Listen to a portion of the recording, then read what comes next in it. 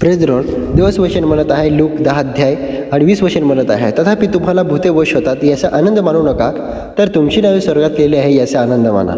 प्रियानो, दिवस वचन सुंदर आहे आणि देवाच्या वचन आपल्याला शिकवत आहे. तथापि तुम्हाला भूते वश होतात याचा आनंद मानू नका, तर तुमची नावे स्वर्गात लिहिली याचा आनंद माना. हे वचन आपल्याला एक मोठं सत्य सांगत आहे. आणि आपल्या जीवनात कधीकधी आपण आपल्या यशावर, शक्तीवर किंवा लोकांच्या कौतुकावर आनंद मानतो, परंतु आपल्याला वाटतं की हाच खरा आनंद आहे. पण येशू ख्रिस्त आपल्याला सांगतो की हा खरा आनंद नाही. शिष्यांनी जेव्हा भूते वश केली तेव्हा खूप आनंदित झाले, पण येशूने त्यांना थांबवून सांगितलं, तुम्ही त्या गोष्टीवर आनंद करू नका, पण यावर आनंद करा की तुमचं नाव स्वर्गात लिहिलं आहे. याचा अर्थ काय? याचा अर्थ असा की जगातील कोणतीही गोष्ट, पैसा, शक्ती, प्रसिद्ध, ही सर्व हे कायमचं नाही. आज आहे उद्या नाही, पण स्वर्गातील आपली ओळख हे कायमचे आहे, ते कधीच नष्ट होत नाही. प्रियानो, देवाचं वचन कधीही आपल्याला खोटं शिकवत नाही. आज आपण स्वतःला एक प्रश्न विचारूया, मी कोणत्या गोष्टीत आनंद शोधतो आहे? जगातील तात्पुरत्या गोष्टीत की देवासोबतच्या नात्यात?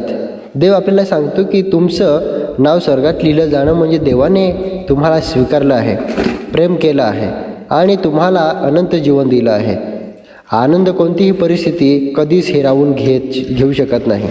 म्हणून अभिमान नाही, नम्रता ठेवा. शक्तीवर नाही तर देवावर विश्वास करा आणि तात्पुरत्या गोष्टीवर नाही तर अनंत जीवनावर तुम्ही विश्वास करा. आणि देवाच्या वचनावरती विश्वास करावा लागेल आणि त्याच्यावरती भरोसा करून आपल्याला राहावं लागेल. Praise the Lord. कारण आजच्या जगात लोक काय शोधतात? ताकद, पैसा, प्रसिद्ध आणि कौतुकच.